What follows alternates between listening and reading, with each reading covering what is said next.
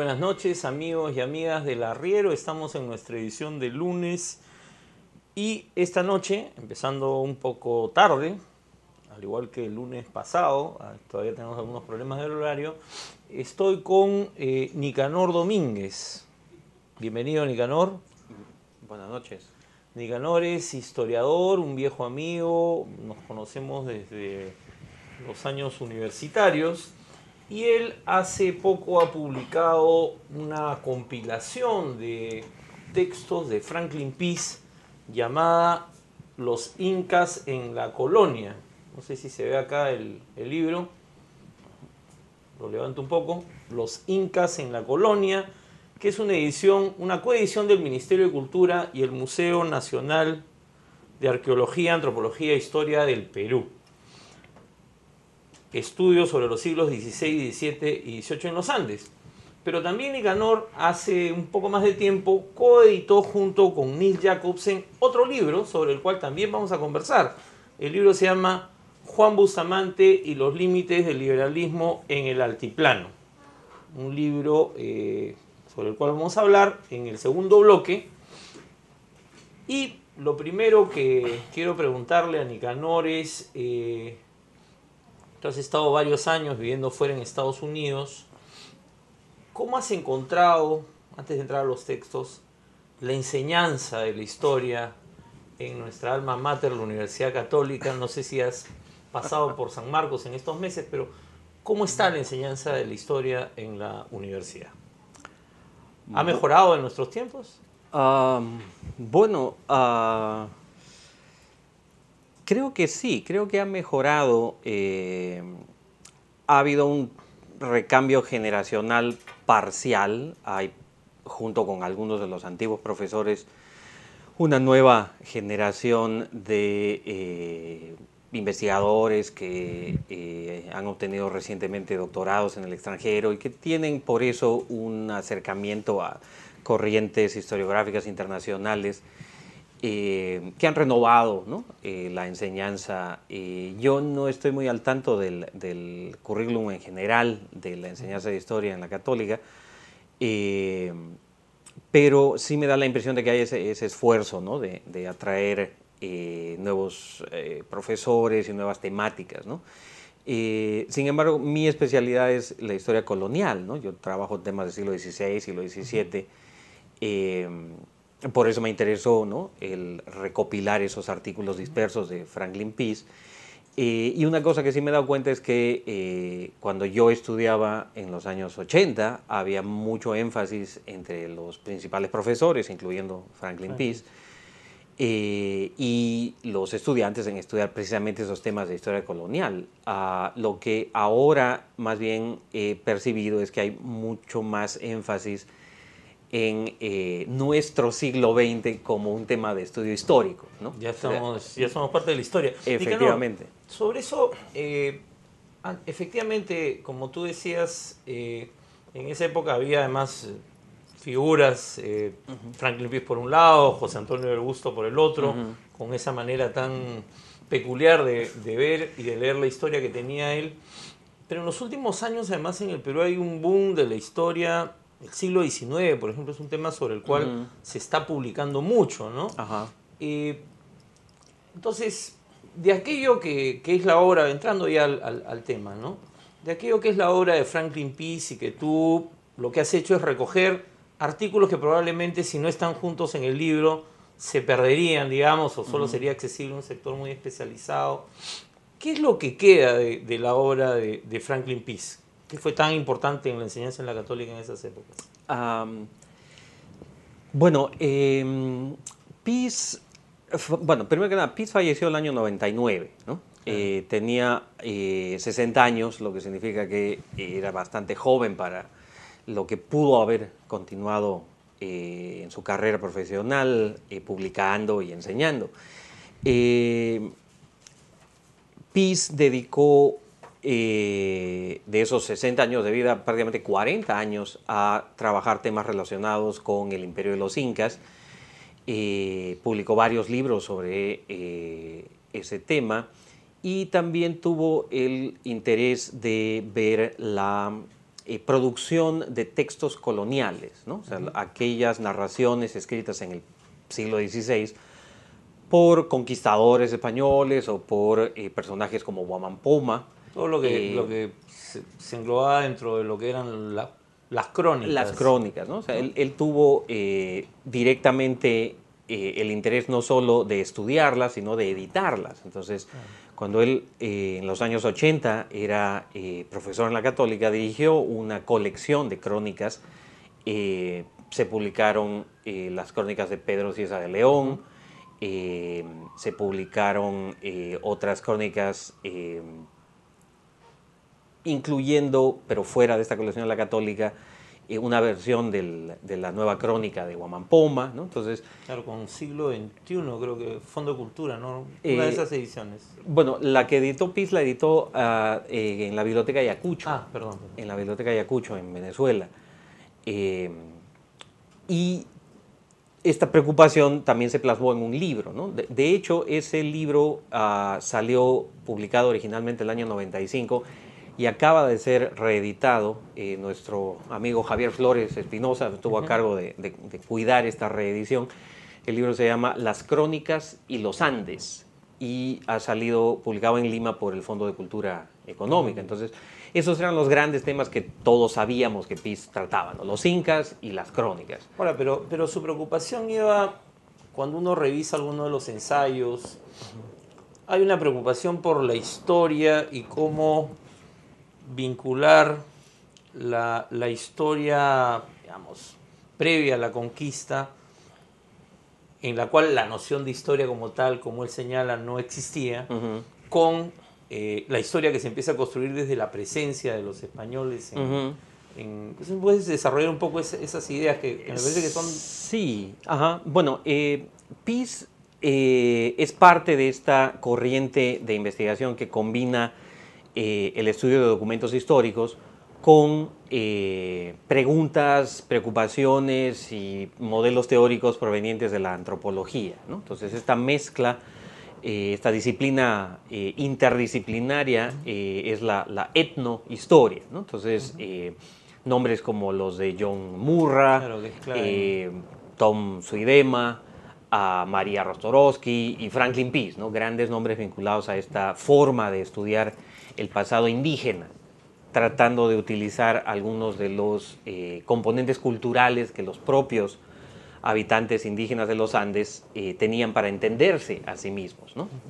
Claro, el gran problema es que la sociedad andina prehispánica no desarrolló un sistema de escritura propio, y aunque a veces algunos dicen que sí hay algún tipo de escritura, no la sabemos leer, o sea, no nos sirve de nada si es que realmente hay una escritura prehispánica. El hecho concreto es que las fuentes para entender a la población andina, los incas, otros grupos, son las crónicas y los documentos de los españoles. Entonces, pero que tenían el gran problema de ser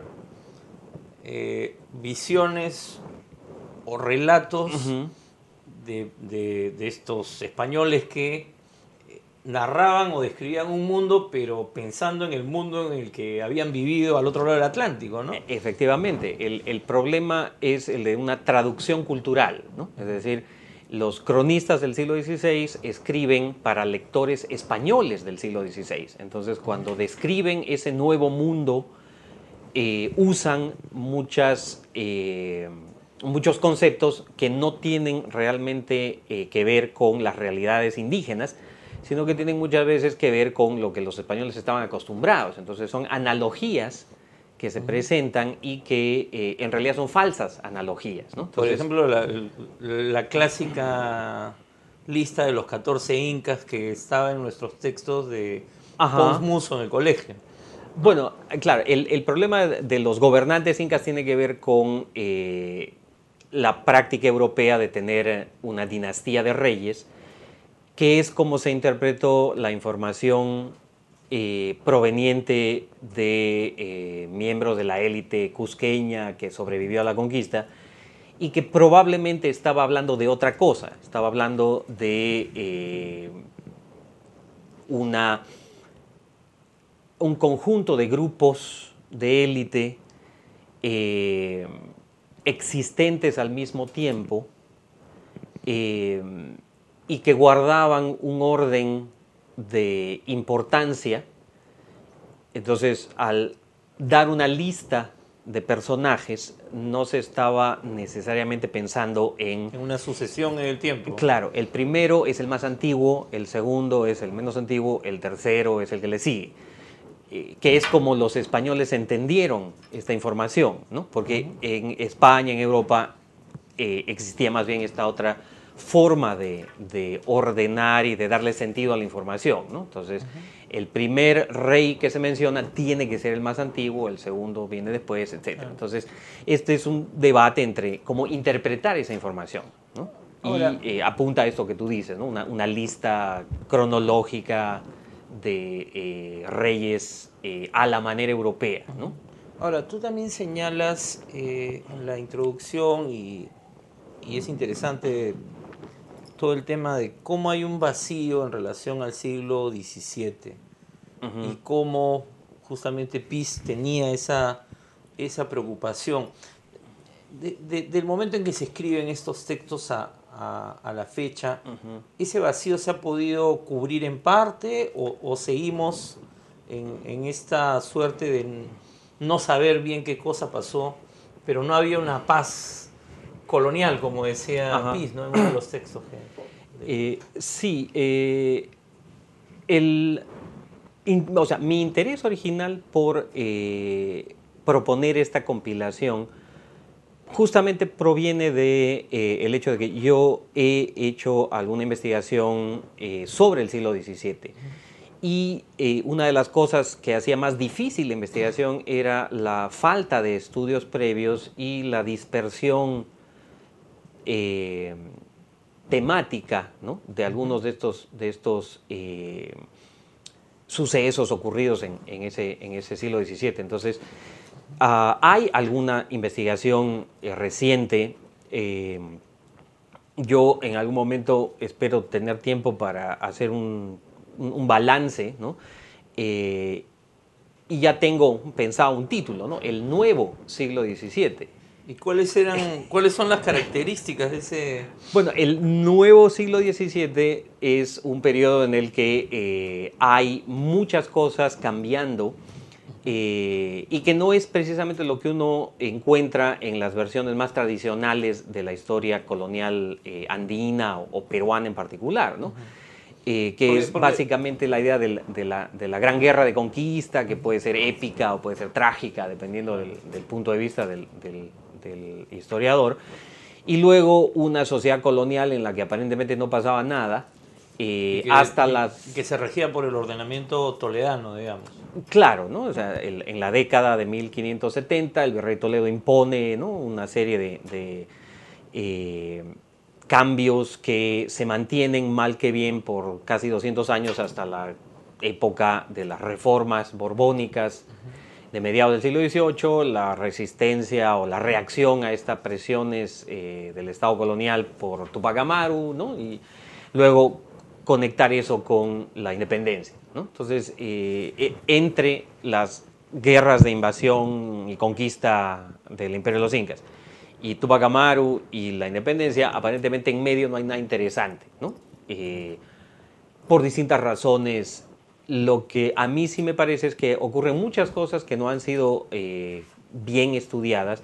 Pero no vas a dar una primicia, ¿no? Bueno,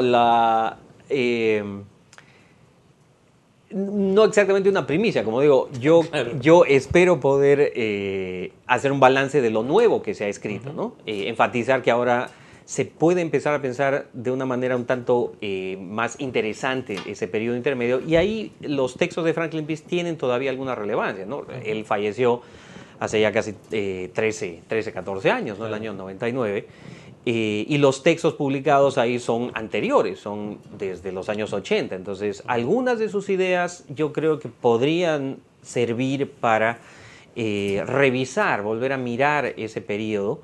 No necesariamente porque vayan a confirmarse, ¿no? Probablemente haya muchas cosas en ese libro que una investigación más profunda demuestre que no son correctas, pero que creo y espero que el libro pueda servir para justamente eso, o sea, motivar a un joven historiador, estudiante de la Católica o de San Marcos o de la Villarreal, que pueda decir, ajá, aquí hay una hipótesis a verificar.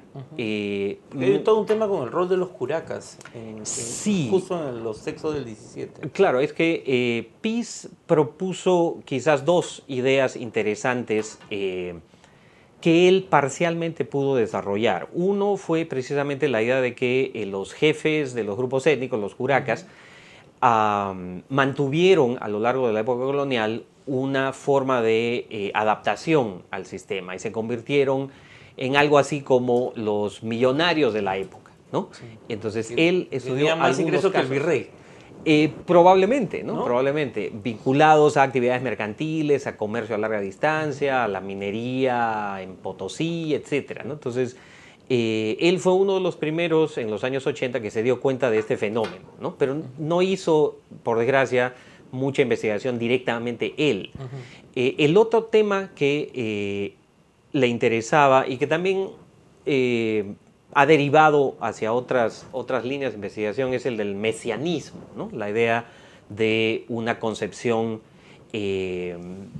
ideológica, religiosa, en la que el líder es una especie de reencarnación de una imagen previa, ¿no? Entonces, para Pease y para su generación de investigadores, el mito de Incarrí, por ejemplo, ¿no? Claro, era un elemento central, esta idea de una suerte de cristianización de la imagen solar del Inca que le habría servido casi 300 años después a Tupac Amaru, por ejemplo, ¿no? Entonces, ahí hay un artículo de Pease sobre esto, ¿no? Antecedentes mesiánicos de la rebelión de Tupac Amaru. Y justo sobre eso me llamó la atención el ensayo número 19, digamos, ¿no? Porque hay uno último en la sección final, pero este movimiento mesiánico en Lircay, digamos, ¿no? En Huancavelica, que ya es 1811, o sea, ya estamos en la época de las Cortes de Cádiz, claro. del Vicente, lo que se va a celebrar ahora, y de pronto a mí me llamó la atención encontrarme con un texto de este tipo que planteaba también lo que está señalando. Sí, es que ahí hay o sea, es parte de un quizás problema en la historiografía peruana, ¿no? Por un lado, los etnohistoriadores más pegados a la antropología y más interesados por permanencias, ¿no? Entonces, el mesianismo fue un concepto que apuntaba a eso, ¿no?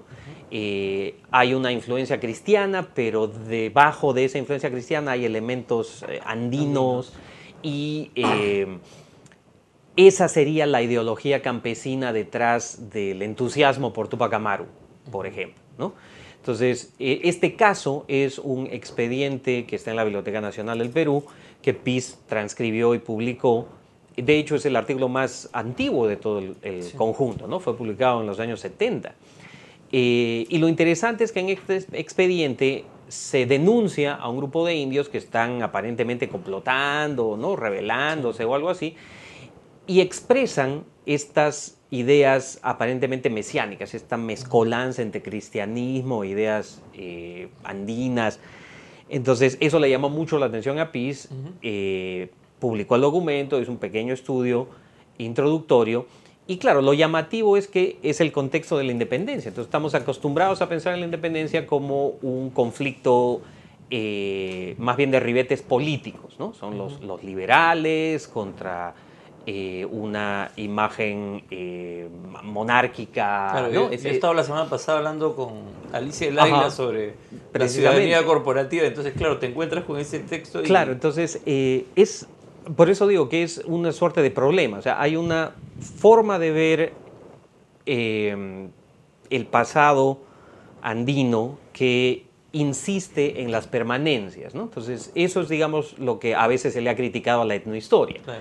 Insistir en lo que aparentemente no cambia o cambia muy lentamente, y en paralelo otros historiadores interesados por la historia económica, la historia social o en el contexto de la independencia, la historia política, más bien enfatizan los aspectos más modernos, entre comillas, de la del accionar de la gente, ¿no? Entonces,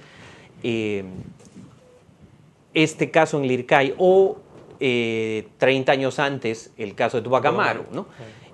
Un poco el debate en torno a Tupac Amaru tiende a enfatizar los aspectos, si se quiere, racionales a la manera occidental de problemas económicos, problemas el tributo. de tributo, MITA, las reformas borbónicas, el plan político de Tupac Amaru. Claro, que además, digamos que las cosas podían estar conviviendo al mismo tiempo, es lo más probable. Claro, ese es el asunto, que el análisis ha disociado fenómenos que probablemente estaban interconectados, ¿no? Entonces, el discurso político de Tupac Amaru estaba dirigido a una élite colonial que él estaba tratando de llamar a su favor. Fracasa y al final las élites coloniales apoyan la represión realista y él finalmente es capturado y ejecutado, ¿no? Pero al mismo tiempo hay un discurso que por desgracia no ha dejado documentación escrita porque era para un mundo oral del campesinado indígena, ¿no? Entonces, probablemente mientras a un destinatario Tupac Amaru se refería en unos términos. Se refería en términos racionales, modernos, incluso hasta ilustrados del siglo XVIII.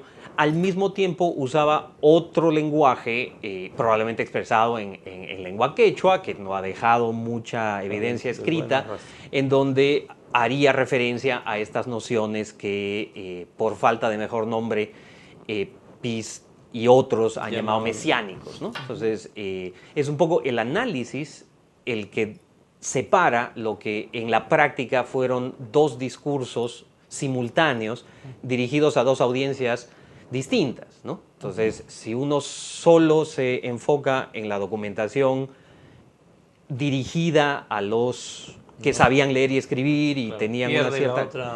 Lo otro deja muy poca evidencia, ¿no? Entonces, ese es uno de los textos interesantes porque se ha preocupado de buscar esa, por desgracia, muy fragmentaria evidencia para sugerir, ¿no? Ahí hay algo más que completa la explicación, ¿no? Nicanor, vamos a hacer un corte rapidísimo.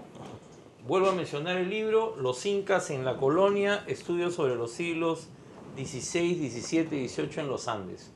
En realidad es una invitación de Nicanor Domínguez a que los jóvenes historiadores investiguen, desarrollen y contradigan, critiquen y superen lo que fue la obra de un historiador bastante importante en la historiografía peruana de los últimos 50 años. Vamos a una pausa y volvemos para conversar de el siglo XIX con Juan Bustamante y Nicanor Domínguez.